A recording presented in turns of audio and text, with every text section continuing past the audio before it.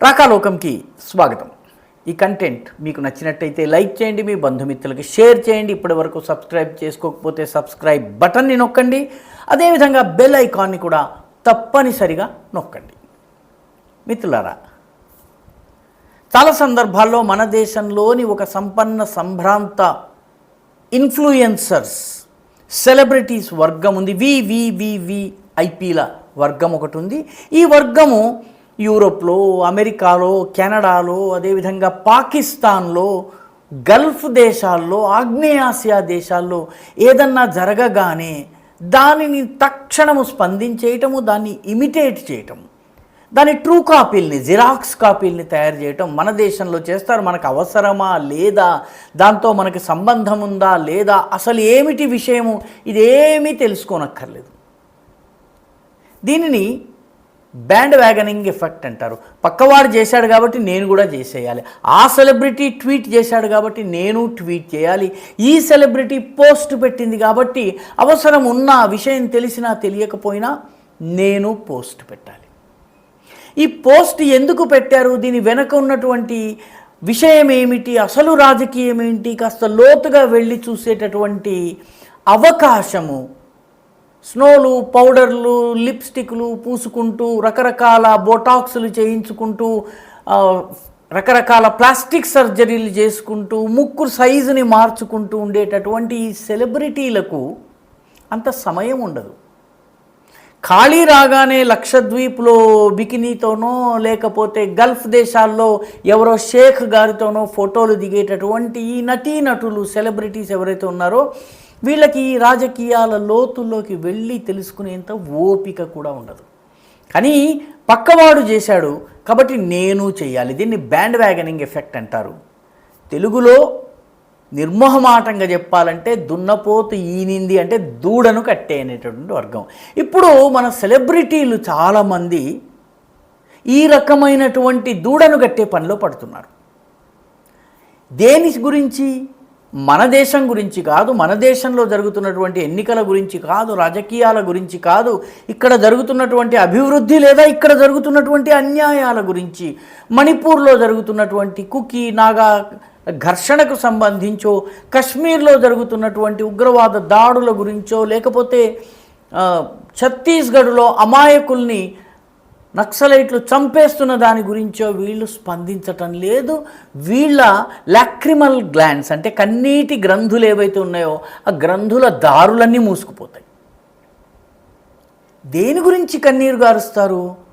దేని గురించి కన్నీరు గారుస్తారంటే, అమెరికాలో ఎవరో తెల్ల పోలీసు ఎవరో నల్ల నేరస్తుణ్ణి కొట్టి చంపితే మనందరము కన్నీరు గారుస్తాం. అక్కడెక్కడో హాలీవుడ్లో ఒక దర్శకుడు నటీనటులను లైంగికంగా వేధిస్తే, సినిమా అవకాశాలు ఇచ్చేందుకు లైంగికంగా వేధిస్తే మన దేశంలో కూడా మీటూ మీటూ మీటూ నేను కూడా అని చెప్పి రంగంలోకి దిగేస్తుంటారు. సో అక్కడెక్కడో జరిగితే తప్ప ఇప్పుడు తాజాగా వీళ్ళకు ఒక కొత్త కొబ్బరికాయ దొరికింది. ఈ కొబ్బరికాయతో ఇప్పుడు ఆట మొదలుపెట్టారు. ఆ కొబ్బరికాయ పేరు రఫా. రఫా అనేది ఎక్కడుంది? ఈ దేశంలోని 90% మంది ప్రజలకు రఫా అంటే ఏమో తెలియదు. రఫా అనేది ఇజ్రాయిల్లో ఉన్నటువంటి గాజా పట్టీ యొక్క దక్షిణ కొసలో ఉన్నటువంటి ఒక ఎంట్రీ పాయింట్. ఎక్కడికి ఎంటర్ అవుతుంది అది? ఈజిప్టులోకి వెళ్తుంది. ఈజిప్టులోకి వెళ్ళేటటువంటి ఎంట్రీ పాయింట్ని రఫా క్రాసింగ్ అంటారు. ఇప్పుడు గాజాలో ఇజ్రాయెల్కి హమాస్కి మధ్య యుద్ధం జరుగుతోంది.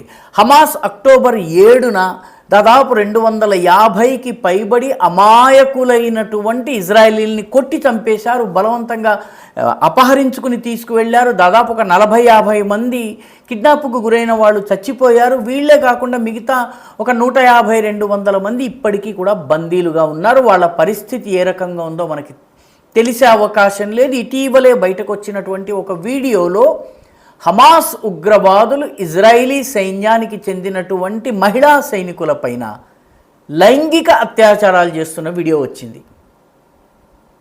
I stand with Israeli army, Israeli armies hapless women, దయనీయమైనటువంటి స్థితిలో ఉన్నటువంటి ఇజ్రాయెల్ మహిళలు, ఎవ్వరికీ కన్నీటి గ్రంథులు తెరుచుకోలేదు. కన్నీటి గ్రంథులు తెరుచుకున్న దేనికోసము ఈ రఫా క్రాసింగ్లో, రఫా దగ్గర ఉత్తరంలో ఉన్నటువంటి వాళ్ళందరూ వచ్చి అక్కడ శరణార్థి శిబిరాలు ఏర్పాటు చేసుకున్నారు. గజాలో నార్త్ పార్ట్ నుంచి సౌత్కి. అక్కడ నుంచి హమాస్కి చెందినటువంటి ఉగ్రవాదులు ఇజ్రాయెల్ రాజధాని అయినటువంటి టెలవీవ్ మీద క్షిపణుల్ని ప్రయోగించారు. అంటే సర్వసాధారణ ప్రజానీకము టెంట్లు ఎక్కడైతే ఉన్నాయో ఆ టెంట్లకి కొద్ది దూరం నుంచి హమాస్ ఉగ్రవాదులు టెలవీవ్ మీద మే 26వ తారీఖున క్షిపణులు ప్రయోగించారు. దానికి జవాబుగా ఇజ్రాయెల్ కూడా దాడి చేసింది. ఈ దాడిలో సహజంగానే యుద్ధ భూమిలో సర్వసాధారణ ప్రజానీకం, అక్కడ శిబిరాలు ఉన్నాయి కాబట్టి చనిపోయారు. నిజానికి సరైనటువంటి యుద్ధంలో సాధారణ ప్రజలకు ఎటువంటి నష్టం కలగకూడదు. అది యుద్ధం యొక్క నియమం. అది అంతర్జాతీయ న్యాయ సూత్రాలు కూడా ఇదే మాట చెప్తోంది. ఇజ్రాయెల్కి సంబంధించి ఇజ్రాయెల్ చేసిన దాడిలో సాధారణ ప్రజానీకం చనిపోయారు. ఇది కూడా జరగకూడదు, దీన్ని నిందించాలి. అయితే అక్టోబర్ 7న నిరపరాధులైనటువంటి ఇజ్రాయిలీలపైన జరిగిన దాడి కానీ, 30 మందికి పైగా చంపివేయటం కానీ, ఆ తరువాత ఇజ్రాయెల్కి చెందినటువంటి మహిళా సైనికులపైన అత్యాచారాలు చేస్తూ వాటి వీడియోల్ని సర్క్యులేట్ చేయటం కానీ, వేటి గురించి కూడాను స్పందించినటువంటి హృదయాలు ఆల్ ఐస్ ఆన్ రఫా. రఫా పైన అందరి కన్నులు వెళ్ళాలి. ఎందుకంటే అక్కడ రఫాలో ఇది జరుగుతోంది. రఫాలో దాడులు జరుగుతున్నాయి, ఇజ్రాయెల్ దాడి చేస్తోంది. అయితే ఇజ్రాయెల్ అసలు ఈ యుద్ధం ప్రారంభించడానికి అక్టోబర్ 7న జరిగిన దాడి కారణము, ఆ విషయం గురించి మాట్లాడటం. ఎందుకంటే ఇది ప్రారంభించింది ఇరాన్, దీన్ని ప్రోత్సహించింది అల్ జజీరా. ఆ తరువాత ముంబైలో ఉన్నటువంటి ఈ బాలీవుడ్లో ముడిపడి ఉన్నటువంటి వాళ్ళు, ఓటీటీ ప్లాట్ఫామ్లలో సినిమాలు తీస్తున్నటువంటి వాళ్ళు, వామపక్ష ఆలోచన విధానానికి దగ్గరగా ఉన్నవాళ్ళు, మతపరంగా ప్రేరితులై ఉన్నటువంటి వాళ్ళు ఒకటి తరువాత ఒకళ్ళు ఆల్ ఐసాన్ రఫా అని ట్వీట్ చేయటం మొదలుపెట్టారు. ఇన్స్టాగ్రామ్లో అయితే ఇది బ్యాండ్ వ్యాగనింగ్ ఎఫెక్ట్. నేను చెయ్యకపోతే నేను మానవతావాదిని కానంటారేమోనన్నటువంటి భయంతో 4 కోట్ల మంది ఇప్పటికే ఇన్స్టాగ్రామ్లో ఈ అదే పోస్ట్ని ఆర్టిఫిషియల్ ఇంటెలిజెన్స్ ద్వారా సృష్టించినటువంటి ఫోటో, వాస్తవ ఫోటో కాదు ఇది. ఆల్ ఐసాన్ రఫా అని మీరు చూసేటువంటి ఫోటో ఏదైతే ఉందో అది AI ద్వారా తయారైనటువంటి ఫోటో. ఆ ఫోటోని షేర్ చేయటం మొదలుపెట్టారు. మన బాలీవుడ్లో ఉన్నటువంటి సినీ తారలు చాలామందికి అసలు రాజకీయాలు కూడా తెలియవు. వీళ్లకు వాళ్ళ ప్యారిస్లో ఏ ఆపరేషన్ జరుగుతుంది, లేకపోతే ఇంకోటి ఏంటి ఇదే తెలుస్తుంది.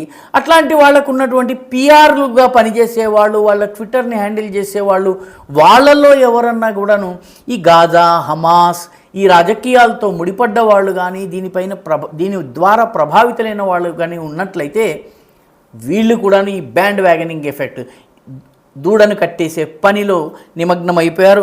ఆలియా భట్, ఆమె జ్ఞానం ఎంతో కరణ్ జోహార్ షోలో అందరూ చూసేశారు. దియా మీర్జా గొప్ప నటి కూడా కాదు. రిచా ఛడ్డా కాంగ్రెస్ పార్టీకి ఓపెన్గా మద్దతు ఇచ్చేటటువంటి నాయకురాలు. కరీనా కపూర్తో పాటు వరుణ్ ధవన్, రష్మిక మందన్న, మలయికా అరోరా ఖాన్, జరీన్ ఖాన్, సోనం కపూర్, కృతి ఖర్బందా, నోరా ఫతేహి, ఈమె ఈజిప్ట్ మొరాక్కన్ మూలానికి చెందినటువంటి అరబ్బు మహిళ, ఈమె సినీ నటి. సమాంత రూత్ ప్రభు, అదేవిధంగా తృప్తి దిమ్రి, ఇటీవల యానిమల్ సినిమాలో చాలా పేరు పొందింది. రకుల్ ప్రీత్ సింగ్, ఆమె సైనిక కుటుంబానికి చెందినటువంటి వ్యక్తి. ఆమె కూడాను పిఏలు చెప్పారో లేకపోతే పిఆర్ ఏజెన్సీలు చెప్పారో ఆమె కూడాను. అదేవిధంగా నితాన్షి గోయల్, ఉర్ఫీ జావేద్, స్వరా భాస్కర్, వామపక్ష ఐడియాలజీకి ప్రతీకగా సినీ రంగంలో ఉన్నటువంటి ఆవిడ. అహసాస్ చన్నా, ఇటువంటి వాళ్ళందరూ కూడా చేశారు. దీనిలో ముందు ఇదంతా అందరితో పాటు దున్నపోతును కట్టేసేటటువంటి పనిలో మాధురి దీక్షిత్ కూడా ఉన్నారు. తర్వాత ఆమెకి విషయం తెలిసి ఆ ట్వీట్ని ఆమె డిలీట్ చేశారు. అదేవిధంగా మరొక నటి అయినటువంటి మరొక సెలబ్రిటీ అయినటువంటి రితికా సజ్దే, రోహిత్ శర్మ భార్య, ఆవిడ కూడా ముందు అందరితో పాటు చేయకపోతే వెనకపడతానని చేసింది, తర్వాత వెనక్కి తీసుకుంది. ఇక కొందరు హుమా ఖురేషి, కరీనా కపూర్ వంటి వారైతే పూర్తిగా హమాస్కి మద్దతుగా, హమాస్ సృష్టించినటువంటి ఆల్ ఐసాన్ రఫాని మద్దతు ఇవ్వకుండా అసలు అక్కడ యుద్ధ విరామం జరగాలని కోరారు. న్యాయసమ్మతం. ఆ రకంగా యుద్ధం ఆగాలని కోరడం మంచిదే. భారతదేశం కూడా అక్కడ ముందు యుద్ధం ఆగాలని కోరుతోంది. కాబట్టి గవర్నమెంట్ ఆఫ్ ఇండియా స్టాండ్కి దగ్గరగా ఉన్నారు. అందరికన్నా ఆశ్చర్యం నుస్రత్ భరూచా అనేటటువంటి నటిది. ఈమె అక్టోబర్ 7 దాడి జరిగినప్పుడు ఇజ్రాయిల్లో ఉన్నారు. ఈ దాడులను ప్రత్యక్షంగా చూశారు. ఆ సమయంలో భారతదేశపు రాయబార కార్యాలయము, ఇజ్రాయిలీ సైన్యము కలిసి ఆమెను కాపాడి తీసుకొచ్చి విమానం ఎక్కించి పంపించారు. కళ్ళారా హమాస్ దాడిని చూసి అనుభవించి ఆ దుష్ట ఘడియల్లో ప్రాణాల అరచేత పట్టుకుని బ్రతికినటువంటి నుస్రత్ భరూచా కూడా ఆలైసాన్ రఫా అంటే ఆమె కూడాను బ్యాండ్ వ్యాగనింగ్ ఎఫెక్ట్లో పడిపోయిందనమాట. అయితే దీనికి ప్రతిగా ఇజ్రాయిల్కి సంబంధించినటువంటి కొన్ని websites where were you on October 7, మీరు October 7 ఎక్కడున్నారు, ఇప్పుడు మాట్లాడుతున్నారు, అప్పుడెందుకు మాట్లాడలేదు. అదేవిధంగా what your eyes fail to see, మీకు కనపడకుండా ఉన్నది ఏంటి, ఇది కనపడుతుంది కానీ ఇది ఎందుకు కనపడటం లేదు అని సవాలు చేస్తూ పోస్టులని సోషల్ మీడియాలో వైరల్ చేసే ప్రయత్నం చేస్తోంది. అయితే ఇది రియాక్షనే. మొట్టమొదట హమాస్ మద్దతుదారులు ప్రారంభించారు. దానికి అమెరికా, యూరోప్లో ఉన్నటువంటి లెఫ్ట్ లిబరల్ ఎలిమెంట్స్ ఏవైతే ఉన్నాయో అవన్నీ కూడాను రంగంలోకి దిగినాయి. జార్జ్ సొరోస్ వంటి గ్రూపులు దాన్ని మద్దతు ఇచ్చాయి. దాంతోపాటు భారతదేశంలో ఉన్నటువంటి సెలబ్రిటీస్ అన్నీ, రాజకీయ నాయకులు ఎవరూ దీన్ని పోస్ట్ చేయలేదు. ఎందుకంటే ఈ దేశంలో ఎన్నికలు జరుగుతున్నాయి, హమాస్కి మద్దతు ఇస్తే ఈ దేశంలో ఎన్నికల్లో ఓడిపోతామన్న భయంతో ఈ దేశంలోని కుహనా సెక్యులర్ రాజకీయ నాయకులు ఒక్కరు కూడా ట్వీట్ చేయలేదు. Only cine actors and celebrities మాత్రమే చేశారు. ఇది గమనించాల్సినటువంటి విషయం. ఇవన్నీ కనుక చూసినట్లయితే అసలు ఒక పక్షం కథనం మాత్రమే, విదేశాల్లో వచ్చినటువంటి కథనాన్ని గుడ్డిగా కాపీ చేసి అసలు మనకి దానికి సంబంధం ఏంటి, అక్కడెక్కడో జరుగుతున్నటువంటి యుద్ధానికి మనం ఎందుకు స్పందించాలి అన్నటువంటిది మన దేశంలో కశ్మీరీ హిందూ పండిట్లను తరిమి వేసినప్పుడు ఒక్క నటుడు మాట్లాడలేదు. ఆ రకంగా మాట్లాడుతున్నటువంటి అనుపమ్ ఖేరో లేకపోతే ఇంకొకరో వాళ్ళని పక్కన పెట్టేసేశారు. పోనీ అంతకు మించి మన దేశంలో ఏదో సమస్య, ఛత్తీస్గఢ్లో భద్రతా దళాలపైన కాల్పులు జరిపి 60-70 మందిని చంపేశారు, లేకపోతే గిరిజనులని ఇన్ఫార్మర్లుగా భావించి చంపేశారు, వీటి గురించి మాట్లాడరు. అదేవిధంగా బొంబాయిలో బరి తెగించినటువంటి ఒక కుర్రవాడు తన వాహనంతో ఇద్దరిని గుద్దేసేసి గంట తరువాత ఒక 300 వాక్యాల వ్యాసం రాసి బయటకు వచ్చేస్తే ఇంతమంది సెలబ్రిటీల్లో ఒక్కరు కూడా ఇది అన్యాయం అని చెప్పి రాయలేదు.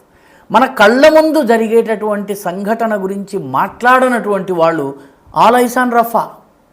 ఎందుకంటే దీని ద్వారా గల్ఫ్లో ఉన్నటువంటి తమ క్లయింట్స్ ఎవరైతే ఉన్నారో, అదేవిధంగా యూరోప్లో ఉన్నటువంటి లెఫ్ట్ లిబరల్ క్లయింట్స్ ఎవరైతే ఉన్నారో, అమెరికాలో ఉన్నటువంటి లెఫ్ట్ లిబరల్ క్లయింట్స్, అదేవిధంగా ఓటీటీ ప్లాట్ఫామ్స్ని, బొంబాయి సినిమా రంగాన్ని, బాలీవుడ్ని కంట్రోల్ చేస్తున్నటువంటి కనిపించని ఆ డీప్ స్టేట్ ఏదైతే ఉందో వాళ్ళ దరువులకి తందానా వేసేటటువంటి పని చేస్తున్నారు, చిందు వేసేటటువంటి పని చేస్తున్నారు.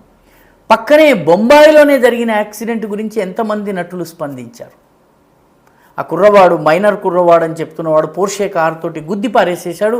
వాడికి మొత్తము పోలీసులు తప్పుడు రికార్డులు సృష్టించారు, వైద్యులు తప్పుడు సర్టిఫికెట్లు ఇచ్చారు, డ్రైవర్ని బలవంత పెట్టారు. ఆ తాతగారు, తండ్రి, వీళ్ళందరి కృత్యాలు బయటపడుతున్నా కూడాను ఒక్కడు ఎందుకు మాట్లాడలేదు? ఇది ఆలోచించవలసినటువంటి విషయం. ఆల్ ఐస్ ఆన్ రఫా. కానీ కొన్ని ఐస్ అయినా సరే బొంబాయిలోని పోర్ష్ కారు సంఘటన మీదనో, జమ్మూ కాశ్మీర్లోని వాళ్ళ గురించో, లేకపోతే బెంగాల్లోని సందేశ్ ఖాళీలోని మహిళల గురించో కూడా ఇస్తే చాలా బాగుంటుంది. ఈ వీడియో మీకు నచ్చినట్టయితే లైక్ చేయండి, షేర్ చేయండి, ఈ ఛానల్కు సబ్స్క్రైబ్ చేయండి. మీ అభిప్రాయాన్ని కమెంట్ల రూపంలో తప్పనిసరిగా పంపించండి.